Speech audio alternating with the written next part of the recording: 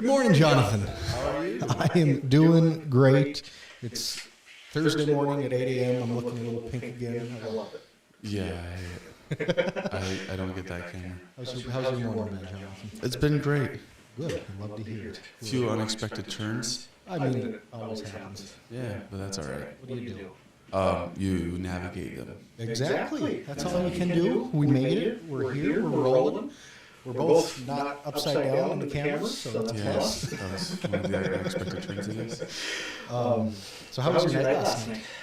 Well, after church, I got to listen to Brett Baer and Kamala and Kevin Cramer and Katrina Christiansen. Just watching all the stuff last night, weren't you? I was too. It's interesting. How did you feel about the Brett Baer Kamala Harris still? It just felt unnecessarily combative. Yeah. Just from the kickoff, it felt like they were already mid-interview, and we missed like the first 10 minutes where they. And they were, in a way. Yeah. Because the rumor has it that this is what Brett Baer was saying, was that the Harris campaign wouldn't actually go live. Okay. They went and that was recorded before his live segment, Yeah. because they were playing ball there. And then they were late. Of course. And then, of course, it ended early because the staffers said, hey, this is done. So, and we'll see what the Harris campaign says to any of that. But it wasn't even a half-hour long interview. It wasn't.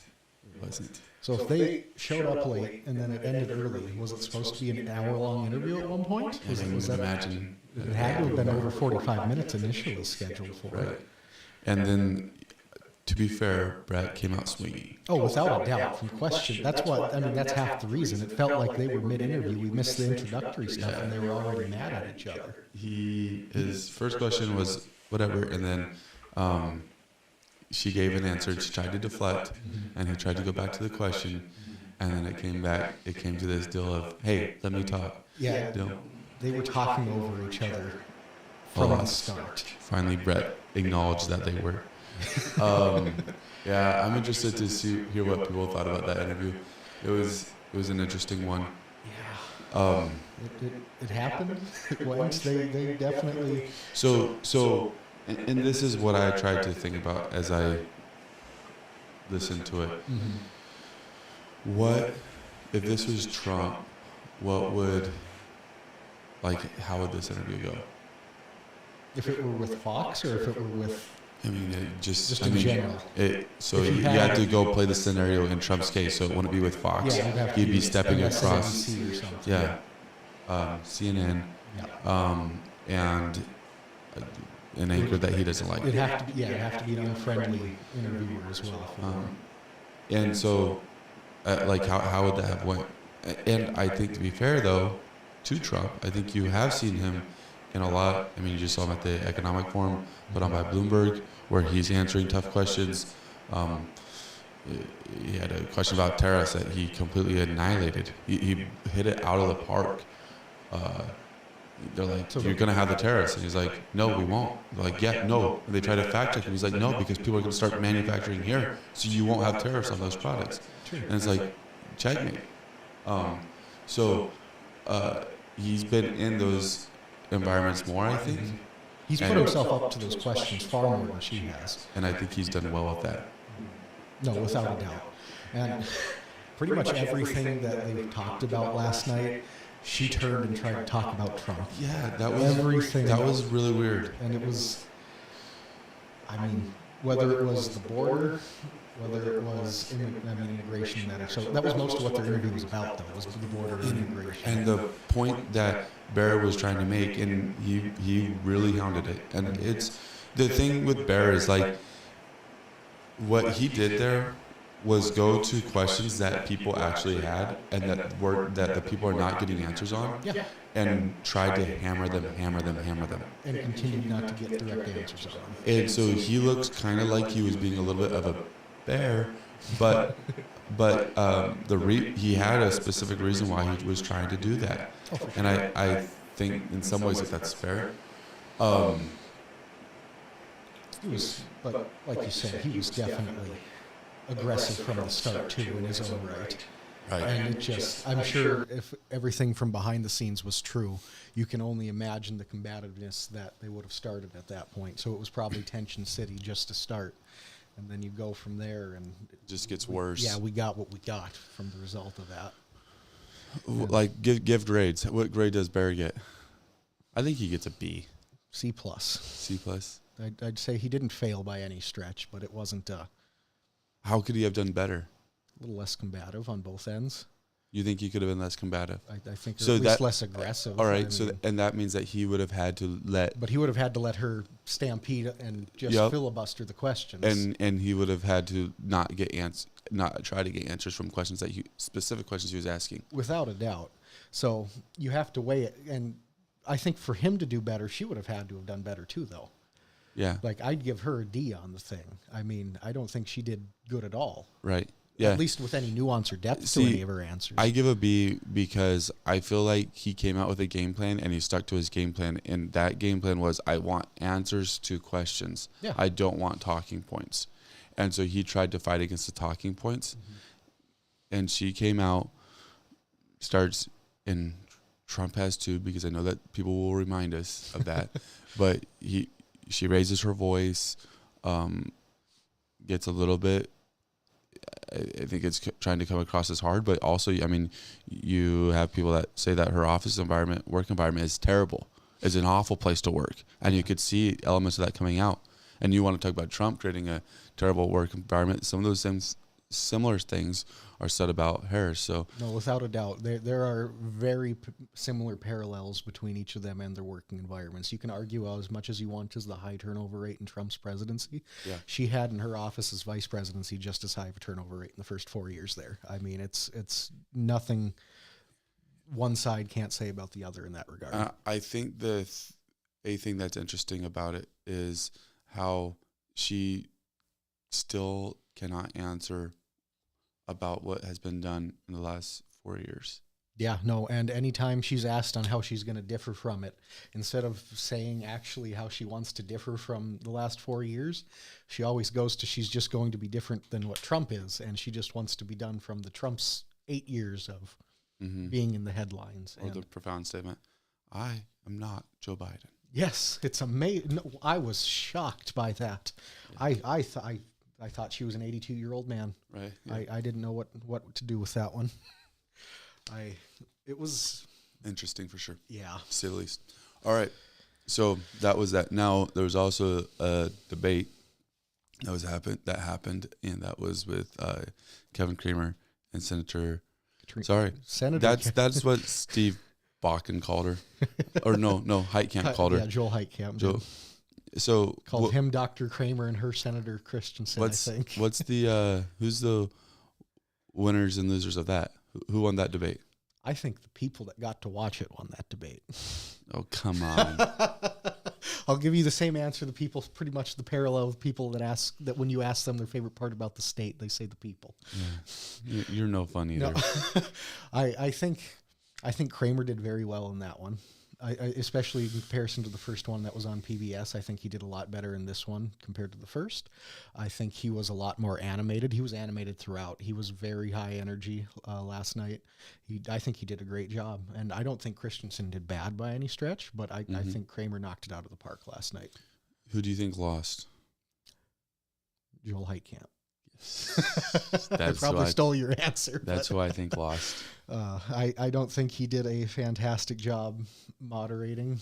He didn't do. I've never done it, so I can't say anything. But from an objective third-party stance, I think he was overly combative against Cramer when it came to a few points. He would continuously go back and forth with him instead of letting him and Christiansen go back and forth, and it felt excessive at a few points there, especially when they were talking about January 6th. Yeah. Well, and he tries to relate Hunter Biden's son, not Hunter Biden's son, but Hunter Biden to Kevin Cramer's son. And I think there are extreme differences in those two cases. Mm-hmm. And I think Cramer did well not highlighting those differences. Mm-hmm. I think he did well just saying, just approaching it as it was. And I felt like Katrina Christiansen's answer was almost good. Mm-hmm.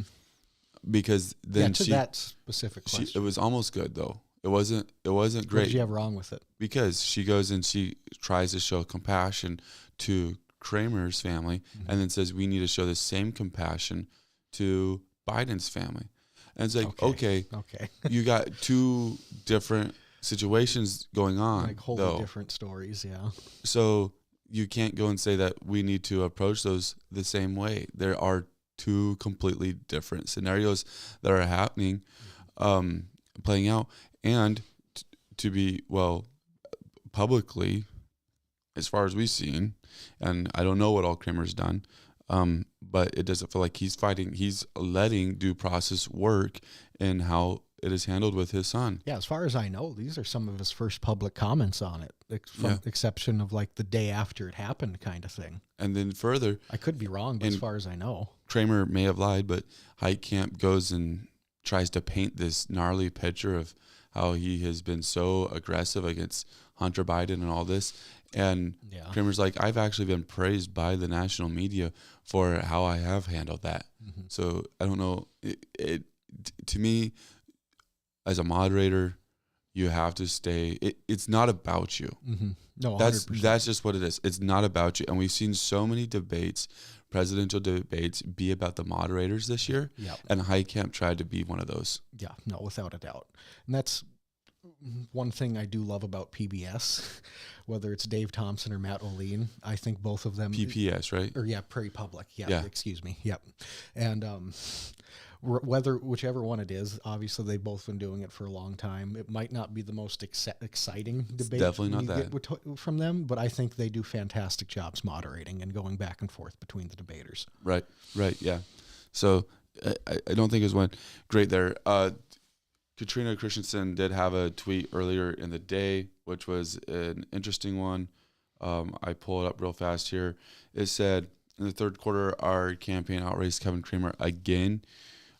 We feel the momentum online and on the ground. Folks, North Dakota is in play.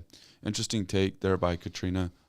I think all that I heard them fight against was how Kevin Cramer has done nothing.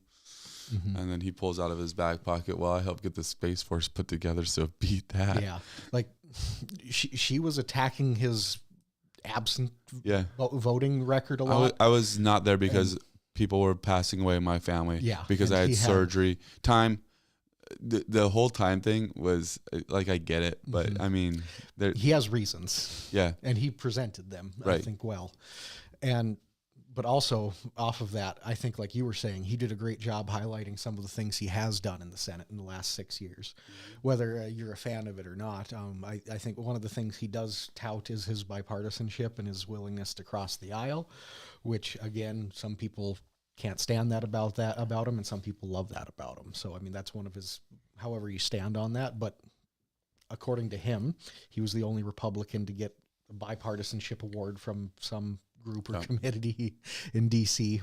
But I was looking at this too. So some of the polling that's been done recently in the state for that race, there's not a ton of it, of course, but the last last three that were all in the last couple weeks of September, all of course have Cramer in the lead. The interesting one is one that was done by Lake Research Partners. Not very familiar with them. They had 500 participants in it. Only has Cramer with an 8-point lead. 48% to 40%. The other two both have them with over 20-point leads. Interesting. So that's all right. So I still think it's safe for Cramer, but Christiansen I think she'll far do better than she did 2 years ago. Yeah, no, I believe that. And do you know why she will? Well, there's no third party this year, of course. Yeah, but I think even different than that is because finally there's a candidate that's on the ballot for a couple races that is beginning to get name recognition again. Yeah. And that's what hurt the Democratic Party so hard after Heidi Heitkamp was done, was that there was no name recognition left in the party. And so they almost had to rebuild from scratch. Yeah, without a doubt. Katrina's 42 years old. If she doesn't get it this time, she probably runs one more time. And that time, it's going to be, for the Democrats, it's going to be a good race, because if she loses to Cramer, that's fine. She would run against John Hoeven. In 4 years from now. Yeah, who is 67 years old. So he'll be in his 70s at that point. Yeah, and so he may not even run. I know that. No, he's already filed paperwork to run. Okay, yes. I can, yeah. That's still 4 years from now. Still doesn't guarantee that he runs, but he's at least set up to run as of right now. Right. I wouldn't be stunned if he didn't run. No, by all means, he'll be at the age where he certainly could just call it a day at that point. Because it's either and he'll have this is either his last term or the next one's his last term. I don't think North Dakota would go for somebody in their 80s. I doubt it, but also John Hoeven has been an incredibly popular and major figure in the state for 25 years. I know, but there's also a lot of young people that are now coming around. I agree, but and also that'll be like 10 years from now, so a lot of things will change in that time frame. A lot of things will. So my point is that if she does not beat Cramer, then Hoeven is going to have the fight of his lifetime. Probably on par with his 2000 governor race when he ran against Heidi Heitkamp for the first time. Yeah. Like it will be a tough one for him. It will be. Especially being in his 70s at that point too. And she'll be in her mid to late 40s. Yeah, so she'll be 40. She's 42 right now, so 46. Yeah. So she's actually very young. No, without a doubt. Like when Hoeven was 46, he was governor. So. Right. That's also coming up in 4 years. Yeah, I just don't see that. Don't see her running for that one? No. Fair. No, I don't see that. I'm interested to hear what other people's takes are on it, because it is going to be interesting as we see. I mean, I think it's fair to call it a resurgence in the Democratic Party. I think we're starting to kind of feel that a little bit. Yeah. And I don't know how it will affect the state Senate and the state House, because I think that in those places it might be harder for them in some ways, but it feels like they're starting to catch wind for these federal seats and for I don't know about the governor seat yet. I don't feel like they're catching wind for the governor seat. Not yet. No, I don't. And honestly, I feel like the one that's catching wind is Katrina Christiansen. She's doing great. And I feel like if Hammer runs again, then he will begin to. Yeah, because I mean, this is both of their second runs. Yeah, but it's not Hammer's second run for House. Didn't he run in 2020? I don't believe so. He ran for a different position. Okay. Fair enough. Was it a state level one? Yes. Okay. That makes sense. So regardless, he'll have, I mean, they're both building up far more name recognition than either of them did from their both run. Right. So, and they're both young candidates. Exactly. So, and that's where you were presenting an idea of maybe Hammer running for governor or something like that. Mm-hmm. And maybe that's in the cards. But 4 years is a long way from now too. But I feel like what they're trying to do is get candidates that run for spots and keep them running for that spot. How long can they? I mean, you see it in other states like Arizona. You have Carrie Lake, or on the Democrat side in Georgia, what's her name, Stacey Abrams. Yeah. So you have Stacey Abrams is a whole nother level, man. But it's two perennial candidates that run for their party in the state that both have consistently lost. I mean, yeah, but Carrie Lake had won. I mean, she'd won. She was a newscaster.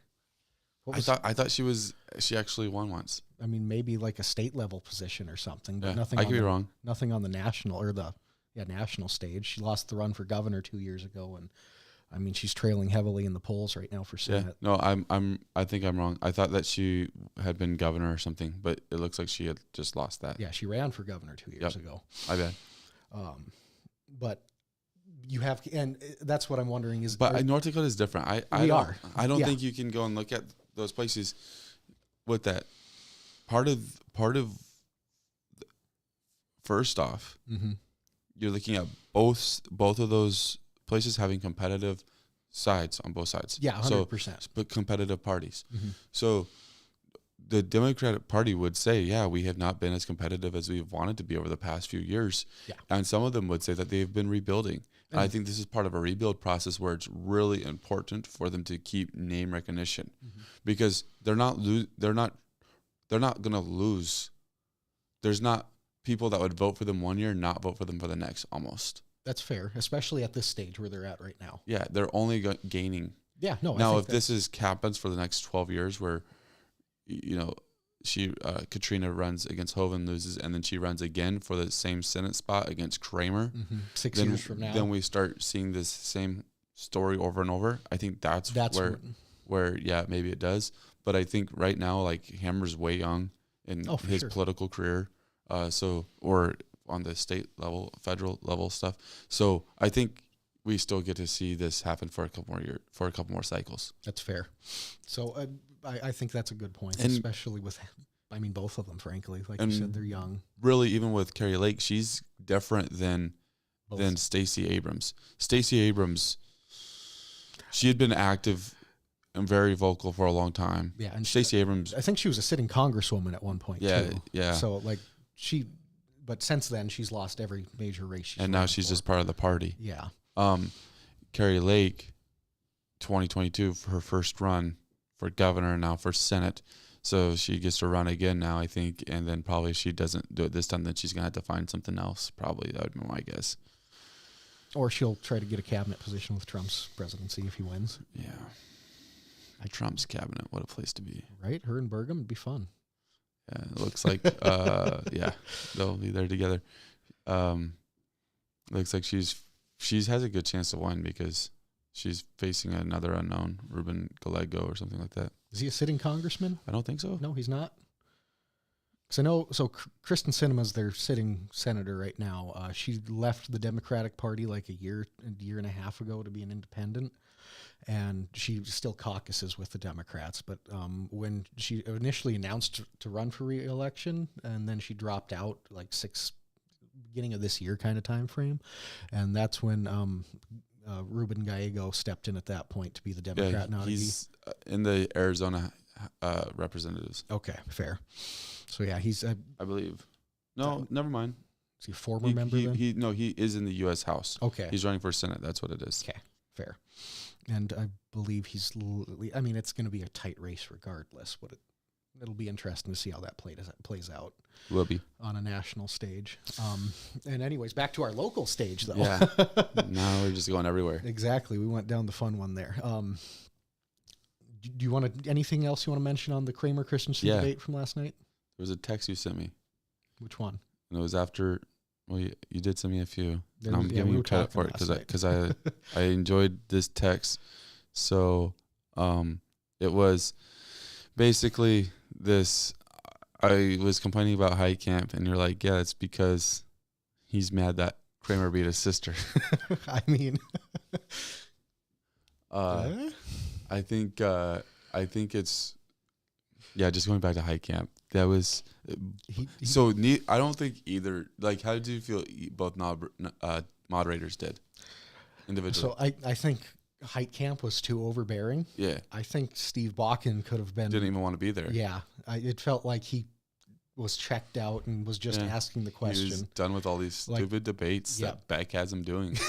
What it felt like. Exactly. No, but it did. But like, it felt like he didn't have a desire to be there. It's really hard to moderate a debate because how are you supposed to be? Because like we were saying earlier, it can't be about you. It cannot be about you. But at the same time, you can make a decent environment. And they were just so focused on time. That's all they cared about. Time. Be quiet. Yeah. Like, Cramer's trying to just finish his sentence. Time. Just cut off mid-sentence. And you could tell when it got to the closing statements, Cramer was surprised it was even time to end. Yeah, right. It went fast. It did. That's what I like about our formats, is it can actually flow. Exactly. You don't have to be worried, oh, no, sorry, we got to be done in an hour. You have, exactly. Like, if you have to be done in an hour, that's one thing. But we're okay. We're open for it. Right, yeah. And that's what we want to have, is that open, free-flowing conversation. We're not, the moderator, as you, Mike Blesson, whoever it might be, isn't going to overstep on anyone. No. But at the same time, they're not going to let anyone dominate it either. Right, no, not going to. And if we did a debate on that for something like that, we might have to have time limits in place of somewhat, but I would be about giving warnings, giving that cooldown, that 10 seconds overrun for them to finish out their thought rather than try to cut them off mid-thought. Yeah, exactly. Like, finish your statement. Yeah. But wrap it up. Now, politicians are good, and they're professional at run-on sentences. So and so especially the ones that have been there have so many preloaded 45, 60, 90, 100 like 2-minute talking points just ready to go. Yep. That they know that's going to be within 5-10 seconds of. So Chad says national politics are overshadowing state politics for U.S. Senate and U.S. House in North Dakota. Probably true. Probably true. I think Largely. we're all going to see that increase too. Yeah. Is people are going to struggle voting for what actually makes sense for them and have all the national stuff determine how they vote locally. Mm-hmm. That it's at least going to be an influence without a doubt. That will have probably the greatest effect on the races for the North Dakota House and the North Dakota Senate. Mm-hmm. Because I mean, there's hopes that the Republicans can flip the Senate to go from, because it's 49-51 right now. mm-hmm. They're hoping they can get 51 seats if all of a sudden North Dakota, a stolid Republican state, were to risk losing the seat. That's going to upend a whole lot of things. Yeah, and Cramer made that point. He's like, okay, you can say like this, you can vote for change and it's going to be good, but if you vote for her, you're voting for Chuck Schumer. Yeah. Like that's what you're doing. And that's a really important point to remember, that, yeah, when you're looking at our U.S. Senator, you are the national stage does matter. But when you're looking at your local representative in your district, mm-hmm. then you need to take off your federal hat and put on your state hat and really look at how will this affect North Dakota. Yeah, no, without a doubt. Because I mean, if we haven't figured it out, our state politics are a far cry from national politics. Yeah, they're trying to be as divisive. They're working on it. They're giving it a shot. But largely, at least, it's a far cry from what the national stage is, and most of the candidates typically are too. Yeah. And I think that's, like you said, one thing people need to try and differentiate between, especially on the state level, is more on a candidate basis rather than a party basis. Or at the same time, if it's not a good candidate, don't vote for him. Yeah, for sure. I have said my piece. I want to read like a couple. This was pretty good. A couple tweets that I thought were pretty fantastic. Yeah. Matt Lewis said, I don't know who Matt Lewis is. Brett Baer asked tough but fair questions, and Kamala Harris hit them out of the park. Both can be proud tonight. Ben Shapiro replied, "Hit them out of the park is not quite apt. More like got lost in the park and eaten by a mountain lion." Ben Shapiro is like so terrible. Ben Shapiro for you. Michelle Tafoya said, just revealed Kamala Harris showed up late for the Brett Baer interview, shortening the time for the thought, and that she thought she could filibuster the time away. And that's a really good point. That's why I feel like Baer gets a decent grade. Mm-hmm. No, I think that's I think that's a great point. She did try to filibuster it away. He's fighting that. And then Colin Rugg, he has some interesting things. I don't know that I always love the guy, but he said Trump is asked to say 3 good qualities about Kamala Harris at the Univision town hall. Question: what are the 3 virtues that you see in Vice President Kamala Harris? Here's what he said. And there's an actual clip, and so these are just cuts from it. Sure. But he did weave his way into the answer, but he's like, she seems to have an ability to survive. She was out of the race, and all of a sudden she's running for president. That's a great ability. She seems to have some pretty long-time friendships. I call that a good thing. She seems to have a nice way about her. He expanded on that. And then she does seem to be a survivor because, remember, she was the first one out, and all of a sudden she's running for president, and the other 21 people that were running, they're sitting home watching her on television. So that's by far the toughest question I've had today. It's like, that is a really good spin that he put on that. Without a doubt. Well done. Also, I don't think Harris would have said anything I don't even think she would have directly answered the question. She would have tried to spin it into how he's bad. Yeah, that was a thing that was posed by some, was how would Harris answer that question? And the thing is there's things you can say about Trump that also slams him. It's probably easier. Yeah, without a doubt. I just like she's a survivor, and really, and he points that out, and it brings back to the question of should she be and all that. Mm-hmm. But it is crazy to think about all the other candidates that wish they could have been. Yeah, for sure. I think I've mentioned it on the show before, but that's the thing that shocked me most is how did no sitting Democrat governor from any point in the country or anywhere try to step up and run against her. Right. That's the thing. Everybody fell in line with her to a T after she announced she was going to be the one, and Biden stepped up behind her. And within a day and a half, it was locked up for her. I just thought someone else would have stepped in and tried to throw their hat in the ring. Zach mentions for the national stage, Kirsten Sinema and Joe Manchin proved the last couple of years, Dems don't always go lockstep with the national agenda. All right, Zach. Is a fact. Yeah, Manchin's a fact, but is he still a Democrat? He's an independent, and he's not running for re-election either. So he'll be. Him and Sinema are both going to be gone. He was always one that was not fully in. I mean, he's the reason that. But the thing with Manchin that was kind of frustrating about the guy is he enjoyed power because he got to a point where he realized he was the deciding vote on things and would literally basically not literally put it for sale, but literally would go and build that up. Figuratively. Which side wants me more? Yeah. And then especially when he was an independent, he even played to it even more. And then you look at this spring, he was flirting with the third party run for the presidency with the group No Labels, which has some other former governors, and it's whatever. Obviously, he didn't do it, but I mean, it just proves your point that he definitely does. Kirsten Sinema is probably different, but then there's also Murkowski that was in Alaska for a while that was Republican, and she didn't always vote lockstep with the Republicans Same with either. Susan Collins in Maine. Yep. I mean, Trump hates her. She's extremely moderate for a Republican. She's been there for a long time. There's a few examples out there, but be interesting to see what happens. I'm interested, and I know we got one thing that we want to talk about before we close off, but interested to see who's going to be, if I can never say his name right, Pepcorn. Yeah. Does not get the governorship in North Dakota, which I think is going to be extremely difficult for him. That's going to be the hardest thing. Kelly Armstrong is, in my opinion, not from a political standpoint, just from a optics. There's the word optics standpoint is one of the best candidates for governor.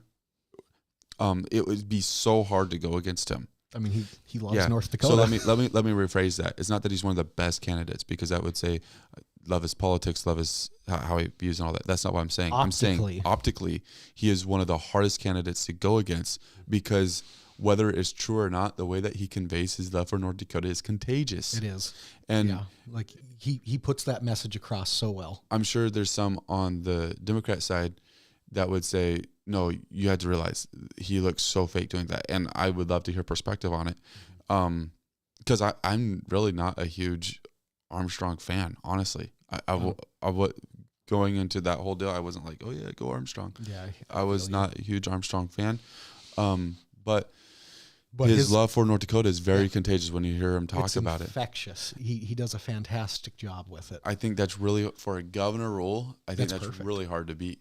And so I think Pepcorn has a really tall task in front of him. Mm-hmm. Being a longtime state senator, this could be, in a sense, his, not necessarily long-term, 8 years, but longtime state politician too, and at least involved with the party. This could be his send-off into retirement kind of thing at this point. Yeah, and so it'll be interesting to see who comes against him, against Armstrong in 4 years. Who's the guy you think will step up? I mean, we were kind of talking about this over text last night a little bit. I mean, there's a lot of names. I think Patrick Hart, the current lieutenant governor, could have a good chance. He's been heavily associated with the Dem NPL party for a number of years. He's I think their treasurer right now. Yep. He ran for state auditor 4 years ago. There's a few sitting state representatives and senators that could have a shot. Patrick Hart, I want to know who your guy is. I'll go with Patrick Hart. That's my pick right now. Okay. 4 years out. Over 4 years out. Over 4 years out. What about you? I'm thinking Josh Boshi. Sure. The current minority leader in the House. Yes. And he ran for Secretary of State. Mm-hmm. Has some of that name ID. Mm-hmm. And I think where he is from the same district as Pepcorn, which interesting deal there. Without a doubt. I mean, that's one of the most staunch Democrat districts in the state. I think you need that. Definitely. That's a good point. You got to get your base out.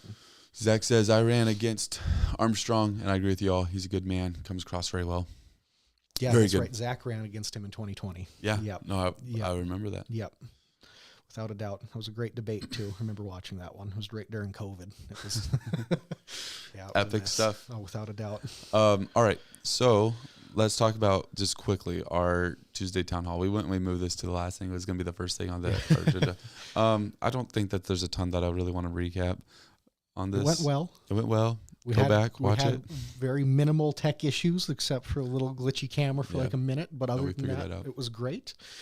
I think both candidates came across very well. I don't think anybody was. I think they came across.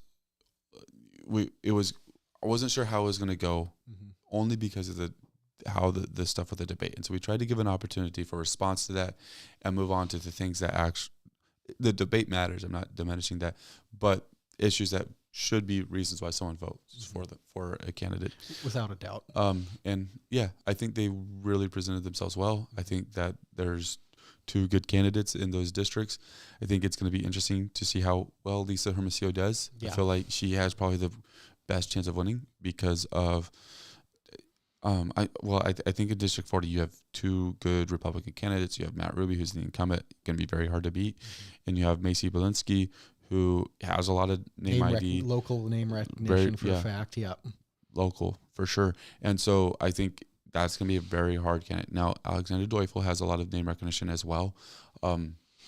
She also is more liberal or progressive than what I think Minot would be comfortable with. Yeah, that's a fair point. Like her compared to Lisa, they're similar in a lot of ways, but I think Alexandra definitely has a few more progressive tendencies. Right. Well, even just looking at abortion, and so how they stand, it felt like Lisa still was a little more moderate on abortion than Alexandra was. Yeah.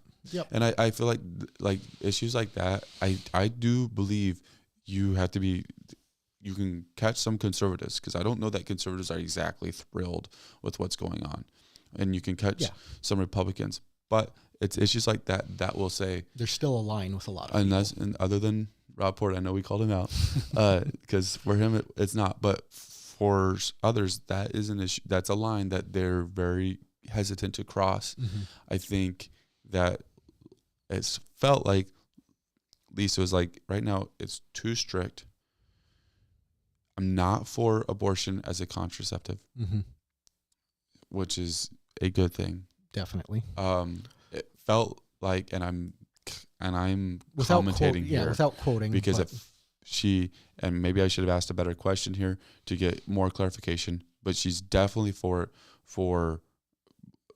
the outliers. So rape, incest, definitely for on when the mom is in jeopardy. And I think there's a lot of agreement to that. I mean, you had Cramer that agree. Like, we're not here trying to say if the mom's life is in jeopardy, of course, like we got to figure out what the best path forward is. Yeah. But then she said that she was not a fan of it being a contraceptive. So whatever that means, I guess I'll leave it at that. Leave it up to to the go and ask her. She would love to talk with you. She really would. Great person. Very open. So we'll be interested. I think I don't know I don't know that they need to be worried in District 38, the Republican candidates in District 38, but I think it's a little more close than what maybe is going to be anticipated. Yeah, I think that's a fair way to put it. I think they likely have it locked up without probably a doubt, but I think it's going to be a far more close and competitive race than it has been in the last 15 years. And I mean, it's a lame storyline because I keep preaching it, but first off, they have it locked up, but Christina Wolf, sat with her. I like Christina. She's a great person, but that's the part where that's an opportunity for Lisa, only not because Christina is a bad candidate, but because that's not what I'm saying at all, but because she's not an incumbent and she doesn't have high name recognition. After having people like Larry Ballou and Dan Ruby for a long time. Exactly. So it's this complete reset where voters do get to take in. So that's a really great opportunity for Lisa this time around. Lisa has some name recognition, and maybe that would play in. I don't know that I mean, it matters, but I don't know how much it's going to matter in Minot, but it still matters. Yeah. But it'll be interesting. Maybe. Without a doubt. We're a few weeks out now. It's coming up. It's right getting around close, the corner. Man. You voted yet? I've not. No, I'll vote probably the week before in person early. That's how I normally do it. Yeah, I think I'm not voting the day of this year. Yeah, I have never voted day of on a November election day. I've always voted early. I have, and I've been there for a very long time trying to vote before. Yeah, I've seen lines, and I don't like that. Got any hot takes today? I know that's normally for Tuesday. You got any hot takes? Nothing off the top of my head. How about you? You got one real fast? I don't. I was takes? just okay. I was just seeing if you had one. Nothing ready in my pocket. Sorry, Jonathan. Tuesday we'll have some fantastic hot takes for you. Oh yeah, be ready. And like I said, if you guys like it enough, we'll break it out into its own deal. Exactly. Or we'll dramatize it up more. We'll make it fun. Get some wings. I feel like we have to do our own deal on it. So yeah, I don't our know own if little spin. Maybe it has to be like lefse, like chips and salsa. Yeah, yeah, that's fair. Yeah, lefse. I mean, or lutefisk. No, because we gotta think about prep time, man. Yeah, that's true. So, like, you can go for the hot salsa. But lutefisk lasts forever. Yeah, it's scary. I love me some good Ellis Teca. They're back, man. Yeah, they are. They're back and ready to go again up on North Hill. It's fantastic. Have you been back to them since they've opened? All right, at this point, they know my order. I love it. My pocketbook doesn't love it. I'm sure not, but you do. We're making some adjustments. It's becoming apparent. I'm gonna have to start running again. It's winter. Good luck. No, that's not an all right answer. Bear Scat, if you're looking for a way to market, I think we have the perfect spot for you. We're ready. We're ready. I will. I want me a good Bear Scat. I'll today. market the heck out of some donuts. I swear. Yeah. I'll give you the best ad reads ever. I'll lead them on screen. We don't want to see you eat. Oh, yeah, you don't want to hear me eat. My. Well, with that, I think it is a good place to send it off. Yep. We will be back. Oh, almost ready to send it off. One thing first. We'll be back Tuesday, of 2 course. p.m. Minot Talk. You betcha. We have interviews now done with Miranda Schuler, Jedediah Rader. We already knew about those. Mm-hmm. Now we have Ron Merritt's done. Fantastic. We have another one scheduled for Friday for Ward County Commission. Good. Those interviews are going to start being released today. Oh, who's coming out today? Jedediah Rader. I'm excited. I will make sure I listen to it. And then we have an interview with Ben Koppelman, who been in the legislature for a while, is running for House Majority Leader. Okay. That'll be interesting. When does that come out? That's going to come out hopefully this weekend. Sure. That one wasn't my best interview. It happens to the best of us. Wasn't my best interview, man. We'll have to see it to believe it, Jonathan. Yeah, no, it was. We got corrected a couple times in there. Ben was great, and he's running for House Majority Lead. Yep. He has also a tax plan that, if Measure 4 does not pass, would go and give a homestead tax credit that would reduce it by around 75% for primary residents. Okay. And then also has across the board tax cut that would only cost $500 to $600 million a year compared to billion plus. Yeah, billion plus, which is way more doable. Yeah, especially in the short term. Yep. Doesn't take nearly as much grabbing, pulling, cutting at that point. Obviously, some of that's necessary regardless, but yeah, that'd be a good thing. It would be. Leif has chimed in. Oh, Leif. I want to see Jonathan eat lutefisk on air. There's a lot of things that we want, Leif, in life. That's one of them that I don't think anyone's ever going to get. I have not had lutefisk once in my life. I've tried surströmming. That is, lutefisk is delicious compared to surströmming. Yeah, that doesn't mean it's good. I don't think it's bad. Yeah, good for you. I'm married into this whole Norwegian stuff. Oh, you betcha. Oh, you betcha. So I just don't know about it. It's not too bad. You got to try it. That's what's going on Monday night. What's Monday night? City Council. No way. It's back. I'm ready for it. Yeah. Should we do, if it's not 5 hours, should we do a reaction afterwards? Maybe afterwards. That might work. Yeah, we'll try to do one of our recap things if it doesn't last till like 10 at night. Sounds good. Well, thank you for watching this episode. We got some exciting stuff on the horizon. Be sure to like and subscribe, comment, let us know. We read them all. Thank you, Mary, for words of support. We'll keep coming at you every Tuesday at 2 and Thursday at 8 a.m. Thanks for watching.